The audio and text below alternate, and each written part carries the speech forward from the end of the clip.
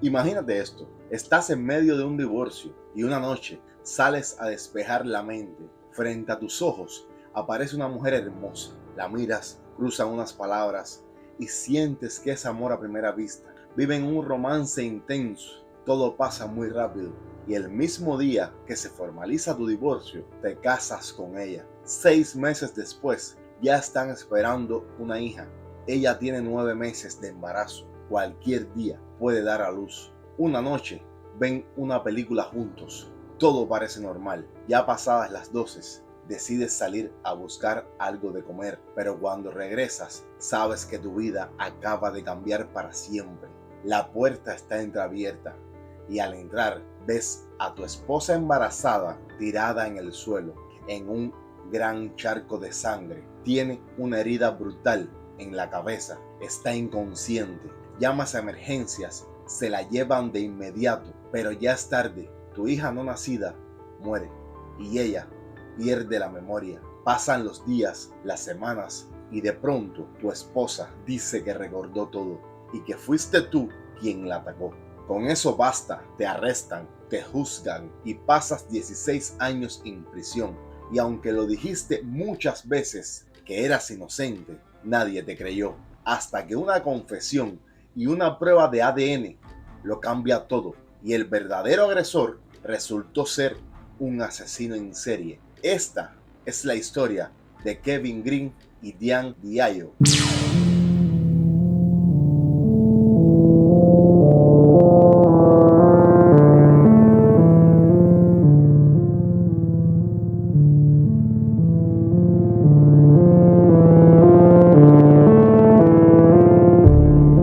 Hola mi gente, bienvenidos a Mundo Criminal.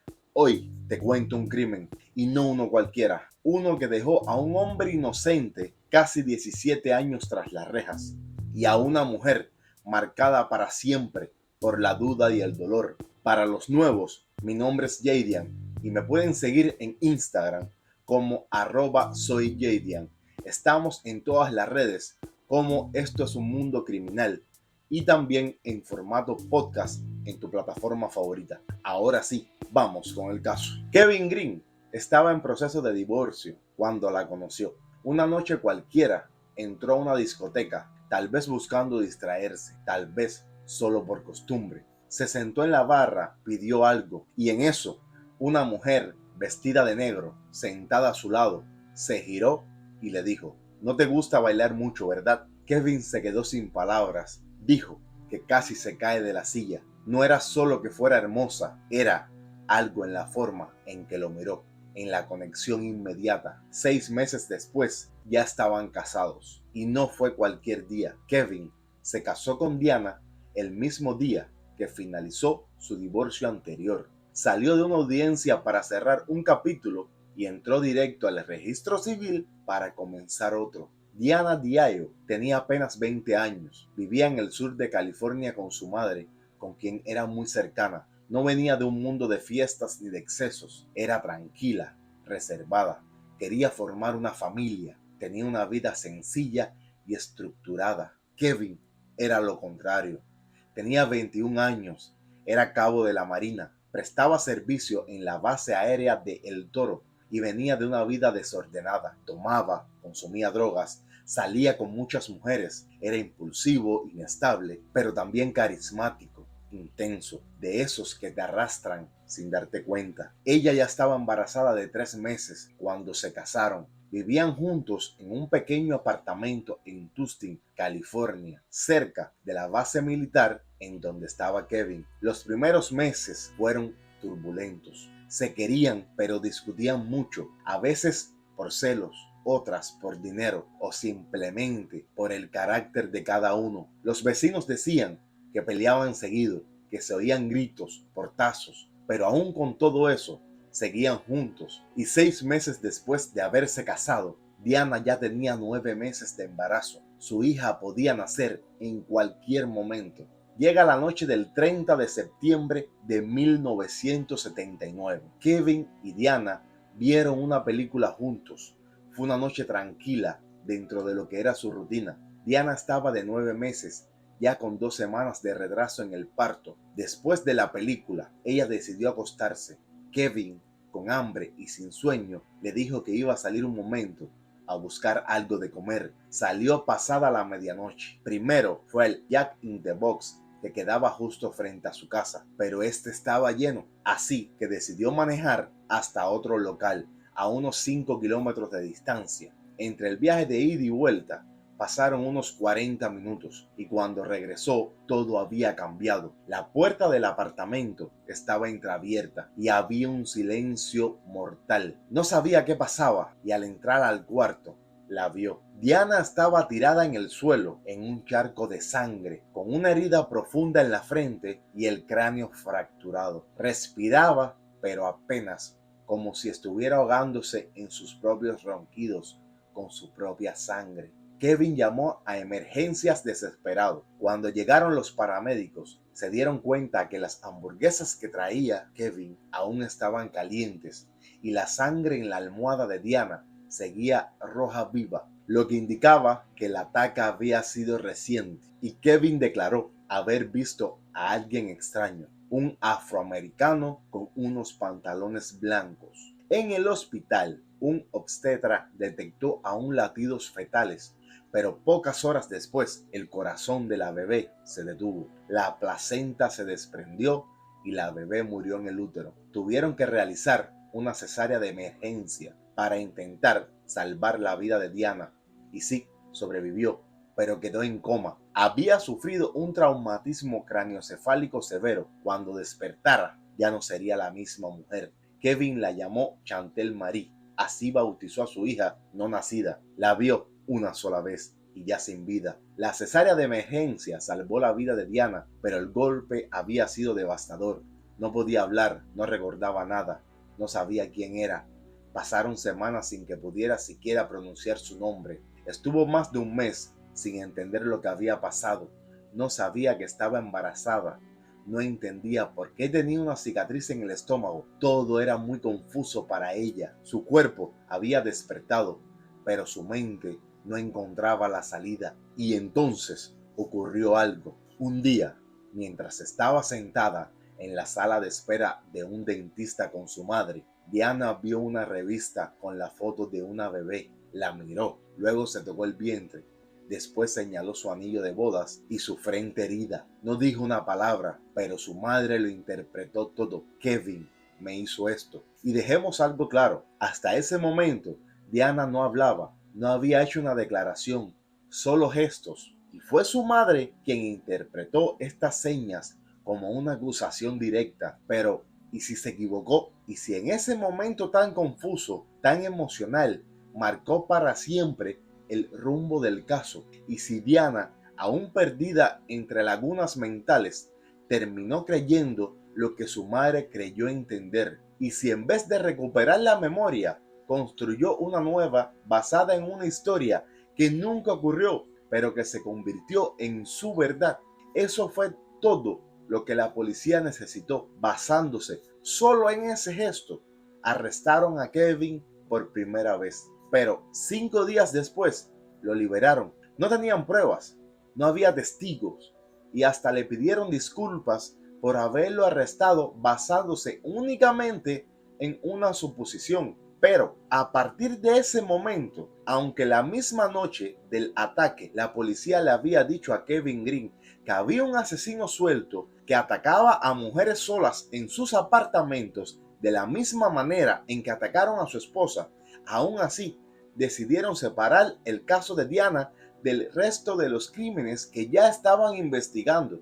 Crímenes cometidos por el hombre al que ya apodaban el Bedroom Butcher o el atacante del dormitorio. 4 meses después del ataque, Diana habló. Dijo que había recordado todo lo que pasó esa noche. Contó que ella y Kevin discutieron porque él quería tener relaciones sexuales y ella se negó, y que entonces él la golpeó en la cabeza con un llavero retráctil. Eso fue todo lo que necesitó la fiscalía.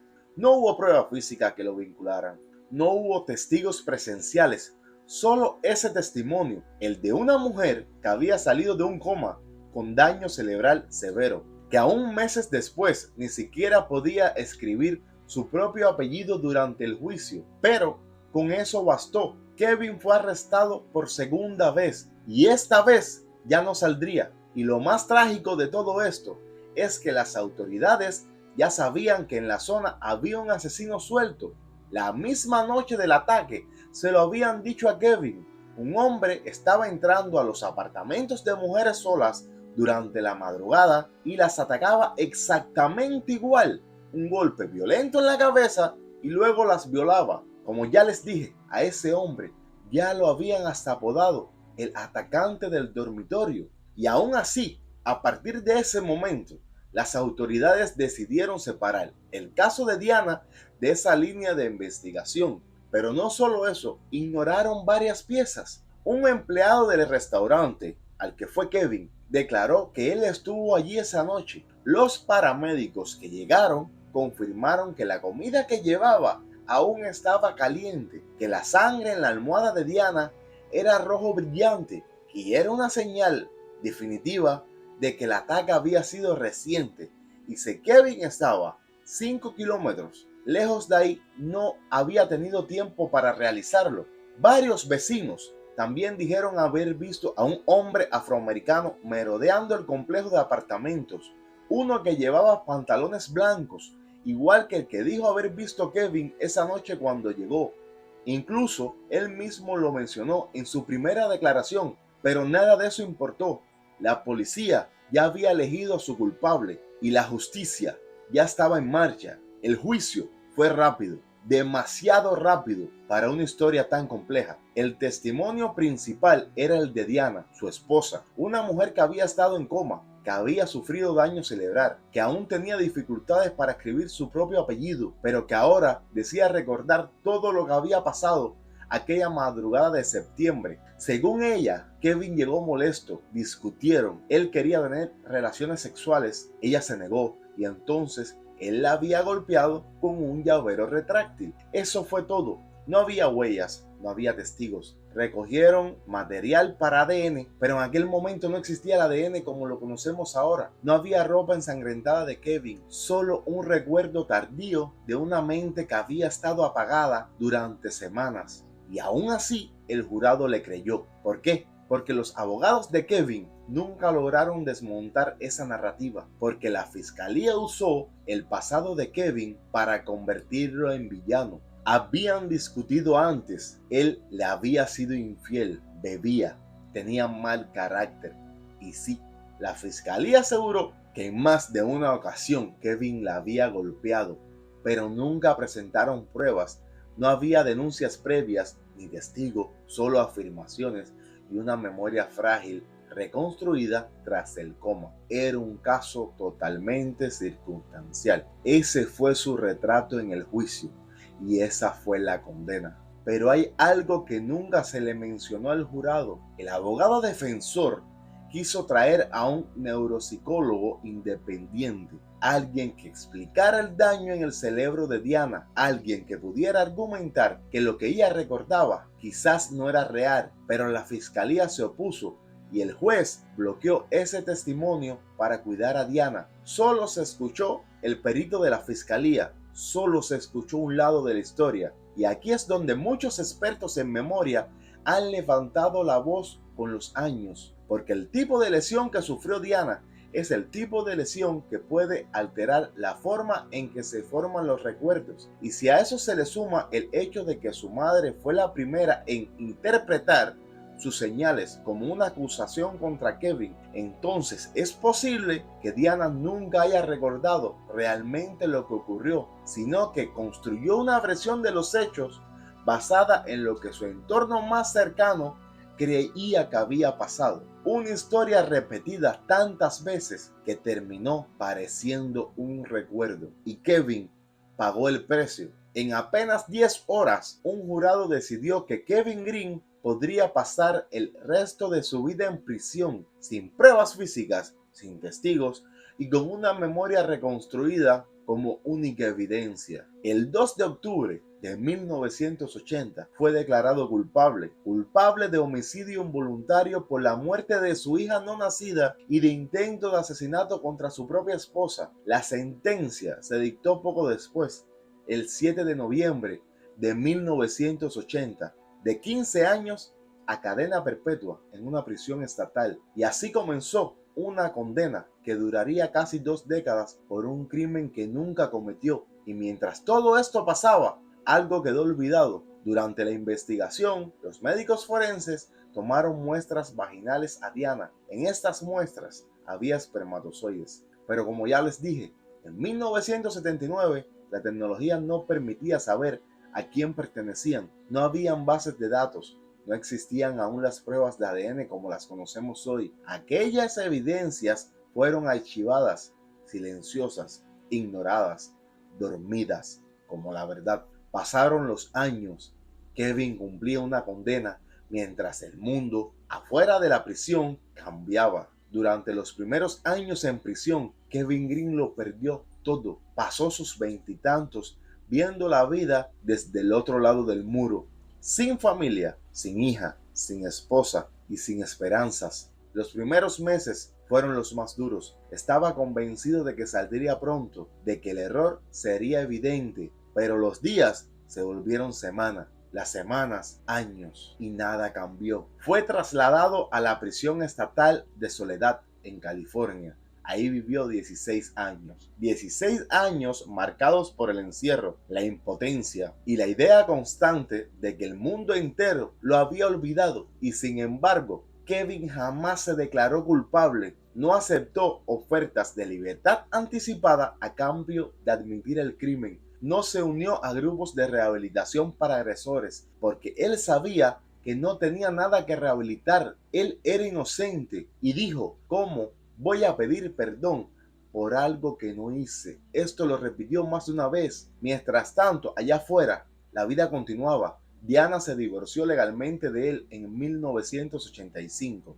Siguió adelante con su vida, aunque nunca dejó de afirmar que Kevin era culpable. La relación entre ambos se volvió inexistente. Pero en 1996 todo cambió. Ese año, California implementó un sistema estatal de bases de datos de ADN, alimentado por los perfiles de delincuentes ya condenados. Y ahí ocurrió el giro que nadie esperaba. Las muestras de espermas recogidas en el caso de Diana Green, que llevaban años almacenadas sin ningún uso forense claro, fueron introducidas en el sistema junto a las de muchos otros crímenes sin resolver. Y en este nuevo sistema hubo una coincidencia. El ADN de un tal Gerald Parker coincidió con el de las víctimas asociadas con los crímenes atribuidos al asesino del dormitorio, el mismo asesino en serie que el día del ataque la policía le había mencionado a Kevin Green, el mismo al que supuestamente estaban intentando atrapar. Pero en lugar de buscarlo a él, decidieron culpar al esposo. Cuando el perfil genético coincidió con el de Gerald Parker, muchos se preguntaron, ¿dónde estaba este hombre? ¿Cómo nadie lo había detenido antes? Y la respuesta fue indignante. Gerald Parker ya estaba en prisión. Llevaba una condena de solo 6 años por el secuestro y la violación de una niña de apenas 13 años. Un crimen atroz, uno que por sí solo merecía una condena mucho mayor, pero no. Mientras Kevin Green cumplía cadena perpetua por un crimen que no cometió, el verdadero agresor estaba cumpliendo apenas unos pocos años por otro crimen igual de brutal. Y entonces Parker confesó 5 asesinatos brutales cometidos entre 1978 y 1979, y además confesó un crimen que nadie había conectado públicamente con él, el ataque a Diana Green. Y si quieres conocer toda la historia detrás de Gerald Parker, el verdadero atacante del dormitorio, no te despegues del canal. Esta semana publicamos, además de este capítulo, el caso completo, desde sus primeros crímenes hasta la brutal cadena de errores que permitió que siguiera matando mientras un inocente pagaba por él. Suscríbete, no te pierdas, este caso va a estar muy interesante. Gerald Parker proporcionó detalles sobre el ataque a Diana que no eran públicos, datos que solo el verdadero agresor podía conocer, y fue en ese momento cuando las autoridades por fin se dieron cuenta del error que habían cometido. Habían encerrado durante casi 2 décadas a un hombre inocente, a Kevin Green. Pero hay algo más que hace que esta historia aún sea más perturbadora. Kevin Green y Gerald Parker habían estado destinados en la misma base militar. Ambos eran infantes de marina, ambos asignados en la estación aérea del Toro, en el condado de Orange, en el mismo lugar, en la misma época. No hay pruebas de que se conocieran, pero mientras Kevin salía a comprar comida para su esposa embarazada, Gerald Parker, el sargento que vivía a pocos kilómetros, estaba a punto de cometer una de sus atrocidades más devastadoras. El propio Parker lo admitió después. De todos los asesinatos y crímenes que cometí a lo largo de los años, ese fue el que más me molestó, dijo. Cuando la policía escuchó la confesión de Parker, todo cambió. Kevin Green no solo no había golpeado a su esposa, no la había violado, no había matado a su hija, pero había pasado 16 años en prisión por un crimen que no cometió. Y lo peor, había sido condenado casi únicamente por una interpretación, por un gesto de una mujer con daño cerebral severo, una mujer que al principio no hablaba, una mujer que quizás no recuperó la memoria, sino que reconstruyó una historia basada en lo que su madre creyó entender, una historia que al repetirse tantas veces terminó convirtiéndose en su propia verdad. En 1996, tras la confesión de Parker y un previo análisis de ADN que confirmó que él era el atacante, un juez anuló la condena de Kevin Green y ordenó su liberación inmediata. Y por primera vez en casi 2 décadas, Kevin volvió a ver el mundo sin barrotes.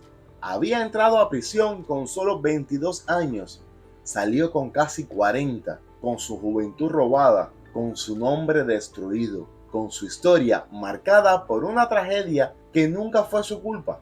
Y aunque muchos esperaban una reacción explosiva, Kevin salió en silencio, sin gritar, sin venganza. Dijo solo una cosa: me quitaron la mitad de mi vida, pero aún estoy aquí. Después de salir, Kevin presentó una demanda contra el Estado por condena injusta, y en el año 2000 el Estado de California aceptó pagarle unos miserables $620,000 de indemnización, una cifra que, aunque suena alta, jamás podrá devolverle los casi 17 años que pasó en prisión. Kevin salió con la mirada baja, pero con una verdad gigante sobre sus hombros. Él nunca debió estar allí y por eso nunca lo admitió. Diana, por su parte, nunca cambió su postura. Años después, seguiría diciendo que para ella, Kevin sí fue el culpable, que Gerald Parker pudo haberla violado, pero que Kevin fue el que la golpeó, que lo vio hacerlo, a pesar del ADN, a pesar de la confesión, a pesar de que Parker conocía detalles del crimen que nunca fueron públicos. El mismo jurado que lo condenó jamás escuchó hablar de Gerald Parker, y si lo hubieran hecho, quizás la historia hubiera sido otra, pero no lo fue. Kevin trató de rehacer su vida, se mudó a Missouri, consiguió trabajo poco a poco, se casó con una mujer llamada Darlene Busby, que lo apoyó incondicionalmente, pero la sombra de su pasado no se ha ido. Durante años ha sido invitado a programas de televisión, entrevistas, paneles sobre errores judiciales, pero cada vez que habla se le quiebra la voz. En una entrevista dijo: nunca se trata solo de ti, arrastran tu nombre, tu familia, tus amigos, te quitan la vida y esperan que les agradezcas por devolvértela incompleta. Kevin Green no era un héroe, tampoco un mártir, era un hombre que lo perdió todo por una suposición, por una interpretación, por un sistema que falló con lo más básico: buscar la verdad. Y mientras tanto, Gerald Parker, el verdadero agresor, el verdadero asesino del dormitorio, estaba libre, cometiendo crímenes mientras Kevin cumplía una sentencia de por vida por algo que nunca hizo. Y quizás la parte más dolorosa de esta historia es que no fue un error aislado, no fue un caso imposible, no fue una prueba difícil de interpretar, fue una cadena de negligencias, prejuicios y decisiones apresuradas que arruinaron la vida de un hombre inocente y dejaron libre durante años a un asesino en serie.